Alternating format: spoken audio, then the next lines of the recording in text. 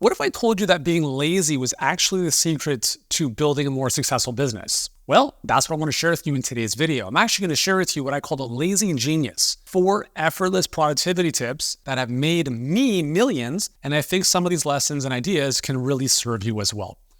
Welcome back to another episode of #Winning. Yuri Elkaim here, CEO and founder of Healthpreneur. I don't know if you know this about me. I'm naturally a pretty lazy person. So I talk about how I love to work, and I don't grind. I just do what I love to do. But when I'm not working, I can be massively lazy. I'm talking about like laying on the couch and watching 6 hours of soccer. Now you might say, well, that seems like a really big waste of time. And the answer is yes. So I want to mention something to you here. There's 2 ways to build a business or to achieve anything in life. You can put in more effort or you can use more leverage. If you're not somebody who is inherently lazy like I am, then you might really enjoy doing everything yourself and you don't want to ask for help and you just go. So the reality of growing that type of business with that type of model is you have to work more until you burn out. And if you don't want to burn out, you have to work less, which obviously compromises the output you can create as a business owner. On the flip side is you're someone who's lazy like I am. And that's not a bad thing in the slightest. I actually do think it's a superpower because if you are lazy, what you require is a massive amount of leverage. And that's what I want to share with you in this video. Specifically, there are 4 things I want to share with you. So number 1 is the idea around leverage as a necessity. So here's the thing, as a business owner, so a business produces profit for the owner independent of the owner's input. So if you think of a franchise like McDonald's, right? The owner of a given franchise is not the one flipping the burgers, taking the cash, doing the fries. No. They own the restaurant that is run on a system and has all sorts of people and technology doing the work. That's called leverage. Leverage is essentially how much output you can create for a given input. If you require a little bit of input to create a massive output, you have a lot of leverage. Let's look at the example of an Uber driver versus the CEO of Uber. So an Uber driver has little to no leverage. They pick up a passenger, they drive for 30 minutes, and they get paid for that duration or that drive. Their income is 100% dependent upon their time and the number of passengers or rides they do, okay? Now the CEO of Uber could be laying on the beach doing nothing, and he likely has hundreds of thousands of drivers all around the world who are working on his behalf, and the company and him are getting a small percentage of everyone's efforts. So the CEO of Uber has a very small input for a huge output, and that's called leverage. And that's what a true CEO does, is we as business owners use systems or people to create leverage to do things that we can't do or don't want to do. Okay, so that's the first idea that I want you to really understand is really using and thinking about leverage as a necessity if you want to build a great business. Because if you don't have leverage, then you only have your time and effort. When it comes to scaling businesses, there's really a simple formula. I call this the scale equation. It's really simple. Scale equals leverage times learning. That's it. Leverage, think of it as systems, people, processes, and then learning is skills. So the more of the leverage you have multiplied by the more skills you have, the more your business can grow. So the purpose of this video, I want to talk a bit more about the leverage piece, not so much the skills. And I really want to get you thinking about how can we incorporate more leverage into our business. Okay. So when I think about leverage, I think about it in 3 ways. We have systems, processes, and people. Okay. So a process is how we do things, right? So like we do this, then this, then this. A system is a collection of processes that produce an outcome without necessarily requiring as much of your input. And then people are the team around you. Okay. So we're going to dive into the 3 of these. So let's look at an example of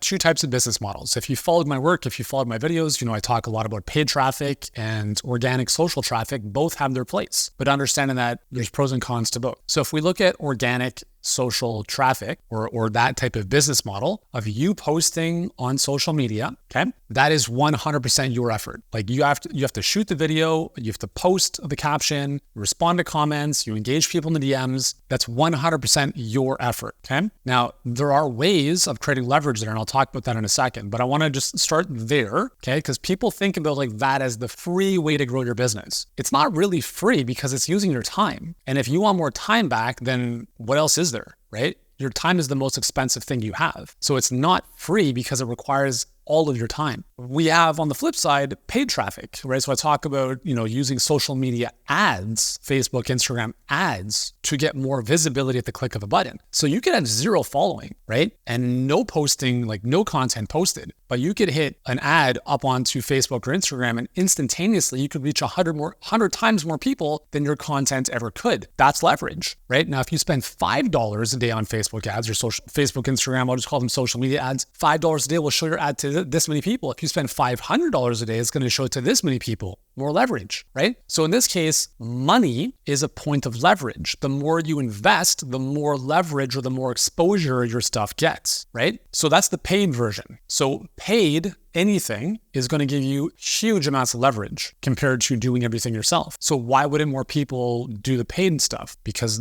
they don't know how to do it. And there's risk, right? If you don't know how to do it, then you could lose the money. That's fair to say. So you have 2 options. You can skill up, which goes back to learning times skills, and you can learn how to do it properly. And then you can, with that skill set, tag on the leverage of clicking a button, adding a 0 to how much you want to spend, and boom. And that's how our clients go from 0 to 6 figures in the space of like a couple weeks in some cases, right? By contrast, if you build your whole business on social, you can still do that. Like there's nothing wrong with that. It just takes a lot more time because there's a lot less leverage. Does that make sense? So from a systems perspective, I'm just kind of giving you 2 business models and understanding the difference, pros and cons to either one. So let's talk about the third thing here. The third productivity tip is around people and your team. So let's look in the context of these 2 business models that I just described. If you are running social I'll give you an example from our business. That's probably the most applicable here. So for the first 3 years of Healthpreneur, I didn't do anything other than our perfect client pipeline, which is our paid traffic business model, okay?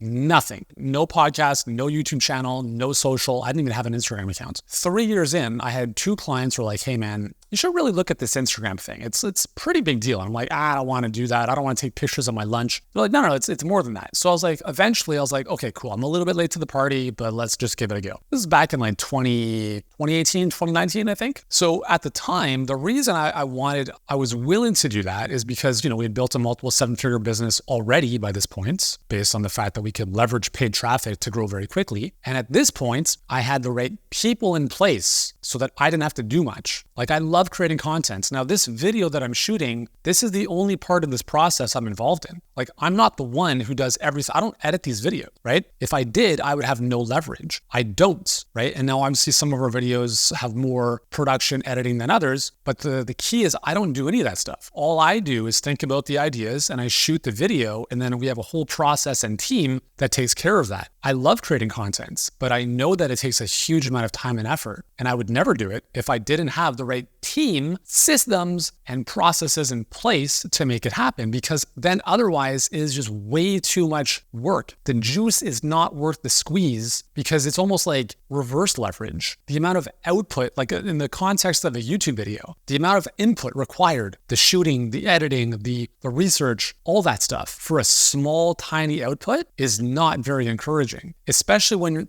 you're starting to grow a channel from scratch. Like no one sees your stuff. YouTube is a very hard platform to grow on. I don't recommend it. Like I've told you this before, I told our team, this YouTube channel, I don't care what comes from it in the next 5 years. I'm creating content that I want to create that's going to be useful to our viewers. And that's it. I know over time, this channel is going to explode because the content is epic. I know that. I don't need people to give me thumbs up and comments to be like, this is awesome. I know it's awesome and I know when it sucks. But the cool thing is that because we don't require this to grow our business, we're able to do this from a place of wanting to as opposed to having to. And because we have a team in place, I don't have to put a huge amount of input in to get an output. At this time of this recording, we have about just under 11,000 subscribers. So it's not a lot. And so a lot of our videos don't get hundreds of thousands of views. So you could say that's kind of demoralizing. And to be honest, if I was focused on the views and subscriber count, it would be, but I'm not. I'm focused on the bigger picture. Okay. But if I had to grow this channel from scratch and I needed my business to depend on it, I would be out of business because the output is so small relative to the input, which is why I don't recommend most people start off with doing stuff like this. Because if you're starting with 0 subscribers and a brand new channel, no one's going to see your stuff, right? Unless you're in a very highly searched, like health and fitness type of space, and you're somehow able to cut through the massively competitive noise, which is it's not easy to do. My first YouTube channel, in my first business, which is an online health and fitness business, we grew to 300,000 subscribers, but it took nearly 10 years to get there. So like social, for instance, like TikTok and Instagram, you'll grow a lot faster because there's more shareability and virality to the nature of those platforms. So naturally, those platforms have more leverage initially than YouTube does. But the thing about YouTube is that long-term, it has the most leverage out of any platform. Why is that? Right now, if you type in like how to do a coffee enema on YouTube, you'll probably find a video I shot from my previous channel 10 years ago. What's interesting about that video is that it's still live and it'll still be on YouTube into perpetuity. I actually had one of our best clients come in to work with us from a business perspective, because even before he was thinking about building a business, he came across that video years ago. And that was what got him into my world, on his radar. That's leverage. To be able to shoot a video once and to have it live into perpetuity for people to find, that is the ultimate leverage. I did it once, I spent 20 minutes shooting a video, and now for the rest of my life and beyond, that video will live on YouTube. The same with this video and every other video on this channel is every single time I create a video, although it may not get initial, leverage, over time, assuming we keep this going, those videos will continue to get more and more reach if they've been optimized properly and they're good. So we want to think about, what game are we playing here? Hopefully this is making sense for you, because a lot of people don't think about this, right? They don't understand the concept of leverage. They think that they can just use their time to grow their business, and you can't if you want to grow your business in any way, shape, or form that's relatively big or fast, okay? And I share that with the context of understanding that anything great takes time. So when I say fast, I mean you can build a 6-figure business online coaching clients in well under 12 months. 100%, we've helped so many clients do that. It's very hard to do that if you're just relying on organic and starting relatively from scratch. You can certainly get a bit of traction, but to have the leverage early on is very hard, okay? So that's why I'm a big fan of thinking about paid versus organic, but also this whole concept of people, this team around you. And I understand that there's a time and place to have a team and people around you, and there's a time and place not to. Like when you're starting out and doing everything yourself, you don't have the luxury of a lot of cash to hire people, nor should you. If you're making anything less than $15,000 a month, you should not be hiring anyone other than an assistant. I see people, they're at like $5K a month and they want to outsource their whole business to an agency. I'm like, are you crazy? You might as well just burn it. Like burn your business to the ground, because that's what's going to happen. This is why we exist. This is why I do what I do, because there are so many health professionals and coaches who have no fucking clue about what they're doing. And so they go hire these expensive agencies who do shit and can't even grow their business. And then the business owner is left with no skills and no understanding, and they can't grow it on their own. There is no shortcut to growing a great business. You have to learn this stuff.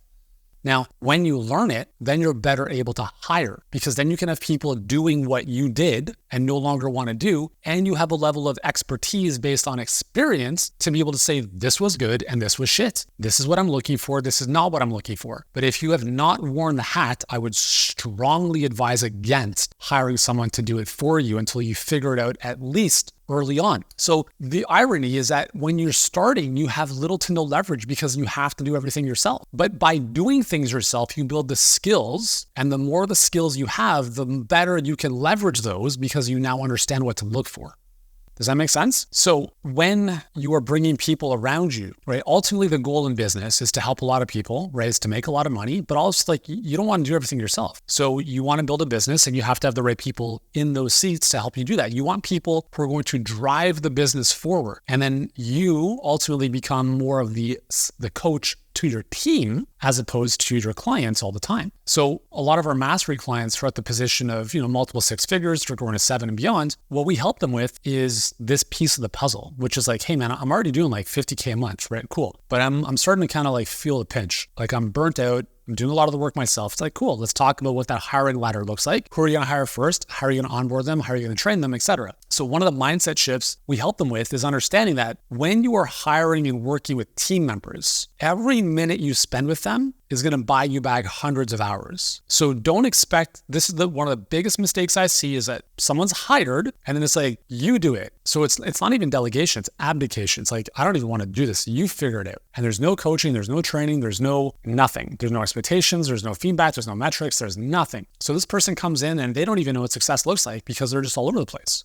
And then the owner doesn't even know how to coach this person. And nor do they want to, because they're like, I hired this person so I can buy back my time. I don't want to do anything. It's like, no, that's not how this works. How this works is you hire someone, you have a cadence of communication and feedback with them, which is not going to be as much as if you did everything yourself, but you have to coach them. You have to work with them. So the way I look at this is if I'm training or coaching anyone on my team, I always think to myself, okay, it's an hour on my calendar, but it's really saving me 10 hours a week. Or in the future, it's going to save me hundreds of hours a year because I never have to do this again if I train this person up properly. Does that make sense? So the people are a really big leverage point in your business and in any business, but they have to be trained and coached properly so that you're not the one having to come back in and fix stuff. So that's the third piece, is the people, right? So we've talked about the idea of leverage. Second, we've talked about the importance of building systems and understanding the difference in business models. Third, we've talked about team. And fourth is I just want to give you this idea around structure equals free, or structure creates freedom. This is a concept I had a very hard time understanding. Because if you're like me, you probably want freedom more than anything, right? The freedom to do what you want, when you want, where you want, with whom you want on your own terms. So because of that, we're like, I don't want any structure. I don't want anything in my calendar. I don't want anything. And that's how I operated for quite some time. But it took me a very long time to realize that an unstructured life is chaotic and it actually doesn't create as much freedom as you think it does. At least not for me. When I flip that to, I'm going to put some very strong boundaries around my life, around my time, all of a sudden I had way more focus. And as a result of that, I had a lot more freedom outside of that. So what does that look like exactly? So think about any aspect of your life on a day-to-day basis. You can put in different constraints and parameters. So think of it like going to a bowling alley and you've got the bumpers on the alleys, okay? So you can kind of work within those. You have a lot of freedom to work within those, but these are the constraints. So as an example, one constraint could be, like if you have kids like me, like I'm finished work at 3:00, done, okay? Why? Because when the kids are home, I'm with the kid. So all of a sudden, I have a hard stop, which is a form of structure, which allows me to have more freedom afterwards. So when I'm with my kids, I'm not bouncing back and forth between work and family. I'm not, as much as my brain is always thinking about work, I understand that that's not going to change, but how do I put a boundary in place where I'm more present with them? So that's one example. Another simple example is actually just, we've got these cool little Healthpreneur index cards. Today's top 3 priorities right there, not 30 priorities, top 3. And simply by articulating those the day before, like here's the 3 things I have to get done tomorrow, all of a sudden we've created structure so that if that stuff is done, you have the levity of mind to not have to worry about stuff. Like you just know this is what I'm working on tomorrow. When it's done, it's done. And then you can move on to something else. I don't like scheduling a lot of stuff in my calendar. And I know some people are like every 15 minutes is like they have no white space in their calendar. I mean, if that's you, that's cool. That's not me. I mean, I have my major things in my calendar and that's about it. But the thing is, giving yourself permission to be more structured will give you more freedom, because when you don't have structure, you have chaos. And if you've got a chaotic mind or life, it's very hard to feel free in respect to that, okay? So I call this whole process the lazy genius, because the cool thing about entrepreneurs, you have expertise. And if you think about how do I continually extract and leverage my expertise? How am I doing this thing? How do I extract it? How do I document it? How do I give it to someone else? As an example, yesterday, I was just walking my executive assistant through a process I go through on the first of every month to update some of our scorecards. I have to be involved in that process because of the way the user interface is set up, and I have to have access to it compared to other people. But because she has access to everything, I basically said, here's what I do. It's going to take 30 minutes. I no longer want to do it. I'm going to walk you through the process where we're going to record this, and then you build out the SOP. So now I spent 30 minutes with her once, and I never have to do that again. Okay. So these are the things that I'm always looking at. I want you to encourage to think about. It's like, how are you doing? Like, what are you doing? Okay. To identify, like, what is it that I'm doing? Like, I don't know if you understand, like, if you realize this, but there's actually a structure for how I come up with the ideas and outline for these videos. That's all documented in a Google Doc, so that if someone else were to create the ideas and the outline for those videos, I wouldn't have to do it. So think about what it is you do. Think about, how do I document this into some kind of process? Okay. You store it for later use for someone else. Maybe there's a system built around that. Like when this happens, then this happens. And there's a kind of a conveyor belt, if you will, that of processes. And then eventually, who can do this for me, right? If you're hiring someone, whether that's a VA, an EA, coach, whatever, these are things that eventually other people can do. And that's over time, how you go from you doing everything to eventually other people doing a lot more of the stuff for you. Does that make sense? So hopefully this has made sense. If you want to go a little bit deeper onto some more productivity stuff, I encourage you to watch the next video where I'm going to walk you through some more tangible, tactical stuff. Like I talked about the index card here. I'm going to give you 4 more productivity hacks that I've used to 10x my output over time. If you want to check out that video, it's coming up right next. And thank you for hanging out with me today. Check out the next video. I'll see you there, and I hope you have an awesome day. 4 things that I remind myself of, well, ideally on a daily basis, to get out of lazy tendencies. I'll be honest with you guys, my default setting is pretty lazy. I can easily waste a lot of time, I can be very unproductive, and I can find myself laying on the couch watching soccer for hours if I'm not careful.